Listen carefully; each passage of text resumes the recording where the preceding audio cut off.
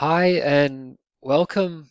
The 6th of October, uh, Sociology Unit 2 class members met to look at week 11 and international crime. And I'm just going to run through a couple of summary points that we covered from today. So let's go.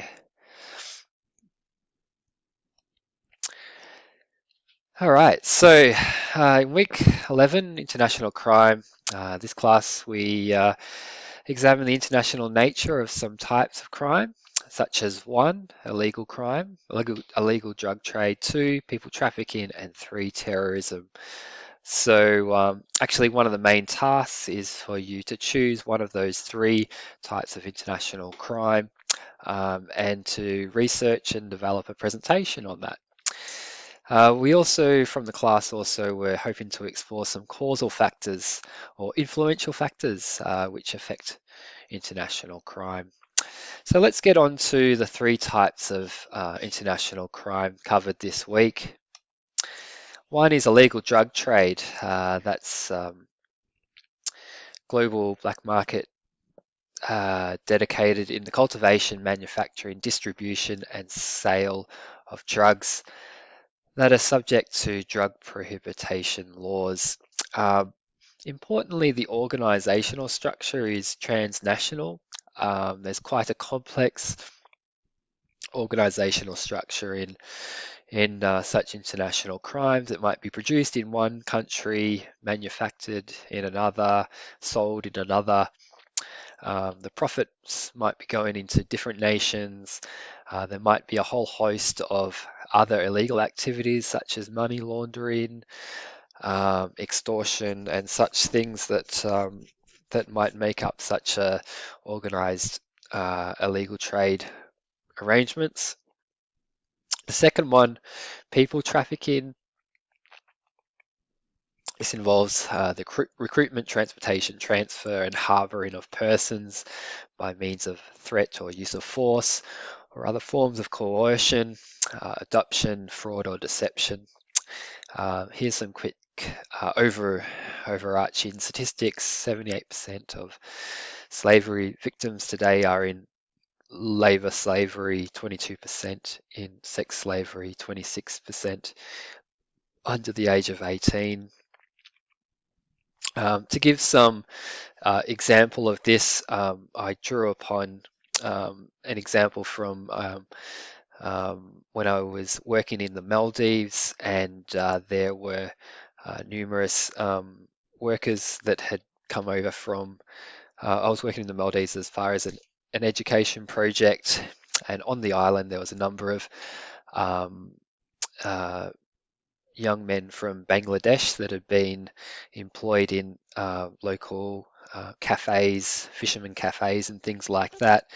And after asking around and things like that, I found out that they'd been employed and by members in the country, but on entering the country, often a lot of them had their passports taken from them, and they were brought over on the promise of working in some um, tourist destination with high income and wages, when in fact they were working in quite low wages and quite low labor conditions. And this could be an example of labor slavery, relating to fraud and deception, that's affecting many people across the globe.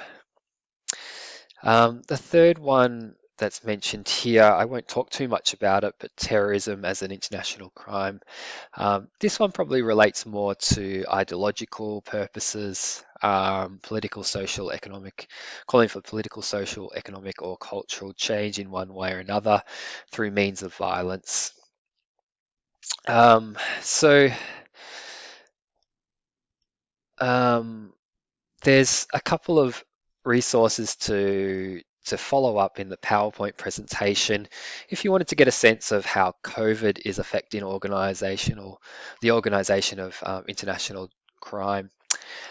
Um, There's some really interesting analysis provided from the Australian Financial Review, and also a um, interview with an expert in international crime, talking about the impact of COVID on these types of organisations. That's just if you wanted to extend yourself a little bit and find out what's contemporary in this space. The main task for week 11 is a research task on international crime. You can choose to present this in any type of multimedia presentation format. Most likely, this might just include a PowerPoint presentation with associated visuals and discussions responding to the questions.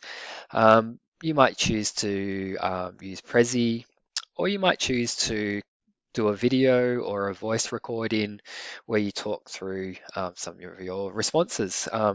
Whichever of those you so wish to present in is perfectly okay.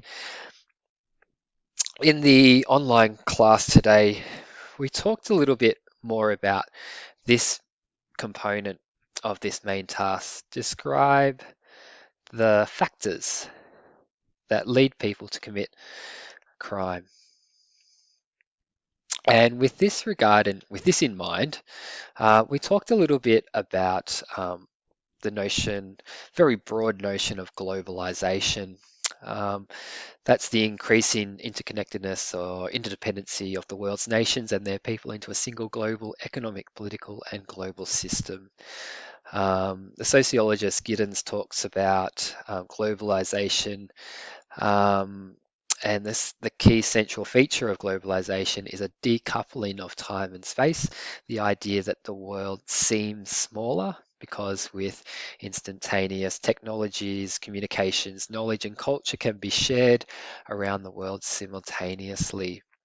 So this is um, a huge political and social technological development over the last couple of decades.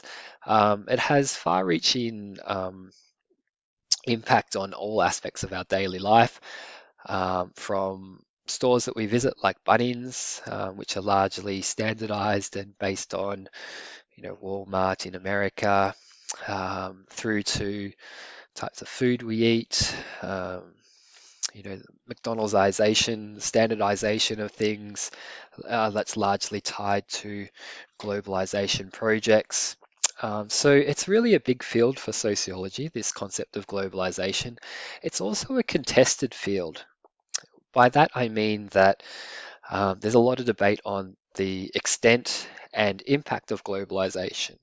Um, Thinking about the political changes, the economical, um, obviously underlying all this is the emergence of technology and communication. Um, I talk about this because I think it's an interesting factor that leads people to commit crime in the sense that um, these globalizing factors also have a role to play in the arrangements and organization of international crime. Globalization has created new, more diverse opportunities for criminal activity, particularly through the anonymity of the internet. For example, it's hard to police internet-based crimes because they cross so many international borders. Because it crosses so many borders, it becomes difficult to identify which country's police force is responsible. So this is a really big challenge. Um, and obviously a response problem solving on this is not going to be limited to one particular jurisdiction or nation. It's going to require cooperation at a global level. Another difficulty is global criminal organizations have thousands of members located in different countries. Increasingly, it becomes almost a pretty similar organizational structural model that you might find in large multinational companies. It's obviously worth a lot of money, particularly in drug trade and labor trafficking, slave trafficking. So there's a lot at stake. There's a lot of money to be made. Um, and This particular researcher, held 1999, argues that the features of globalization have allowed for transnational organization crimes to flourish. That's an interesting idea there. Here's just a food for thought, I suppose. Here are the 11 features of organized crime as researched and constructed by the researcher Van Hydian in 1996. Have a look through those 11 key features. As you read through those, have a think about how many of these are different from the features found in large capitalist economies, in multinational, transnational organizations like Rio Tinto, Amazon, BHP, etc. Apple. How many of these companies have similar or different organizational structures to those of organized crime?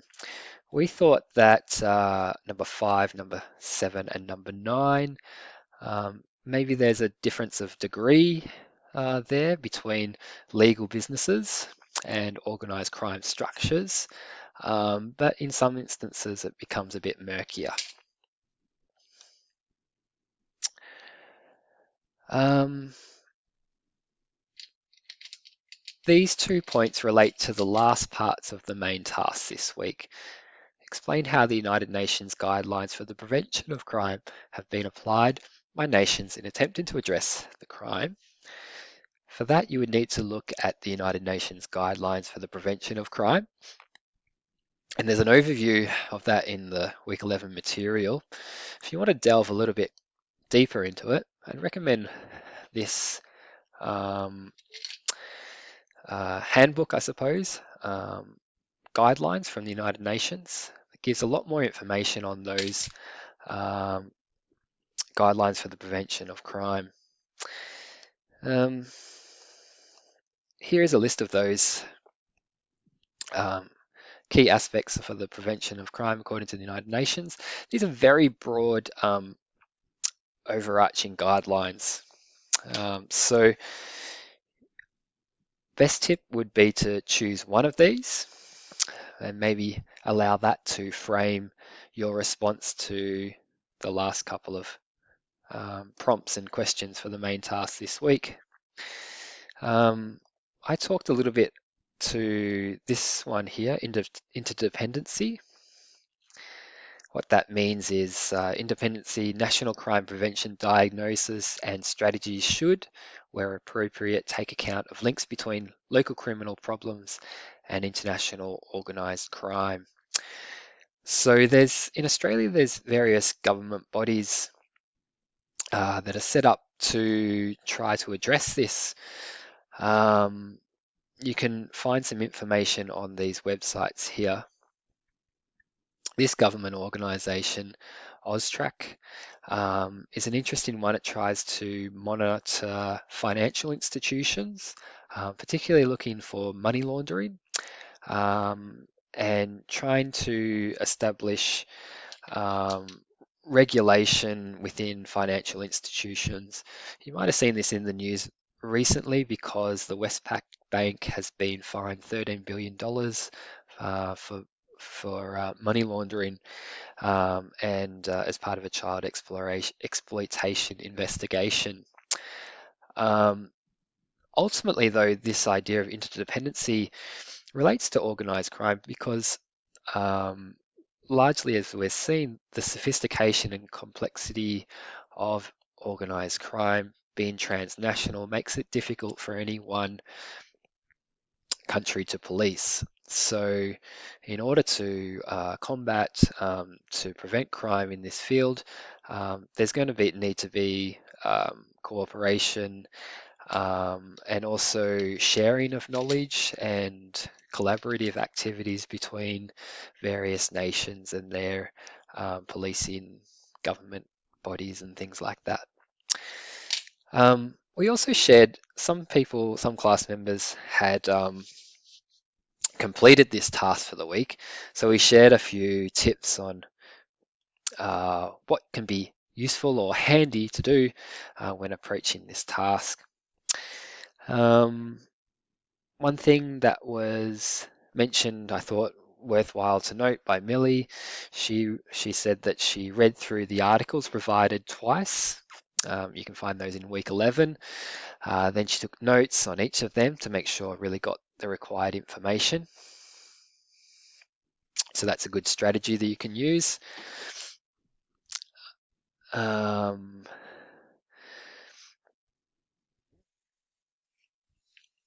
yeah, and also there's a sense that reading through the material, um, the general tip that I tried to pass on was that within this main task, um, let's bring it up here, there's a huge amount of scope to cover a lot of information, and there's a danger to almost go down the rabbit hole and get lost because it can be overwhelming, almost limitless to investigate these questions. So it's always good to set some frameworks on your response to help guide and structure your presentation. So, where possible, just focus on one factor but cover it quite well. Where possible, just focus on one United Nations guidelines for the prevention of crime. Um, This one here, it's the last one, evaluate the effectiveness of a global and national response to the crime in the shaping of our human behavior. That's a big judgment evaluative question. Um, and it would be quite challenging to have the final say on this in any way. Um, I would advise to approach this by trying to put forward a plausible position. You may not talk at great length, but try to sum up what you might find on the effectiveness for global and national, say for instance, Australian responses to crime. Um, it might be a combination of positives and negatives, and if you could identify um, one positive policy or response and maybe one challenge that remains, that would be a good approach too. So thanks for listening. Do open up week 11 PowerPoint presentation for this. Finally, before we go for today, we'll continue to have the regular Tuesday 2 p.m. online sociology lessons throughout the term. Next week is week 12, so we'll have a focus on punishment. Week 13, we have a special guest presenter whose name is Professor David Moore. We had him last year. He's the president of the Restorative Justice Association for Victoria, and he has a wealth of expertise and knowledge in this field. I'd highly recommend coming along to that and making the effort to listen in on that day. All the best, and as always, just contact your sociology teacher where need be.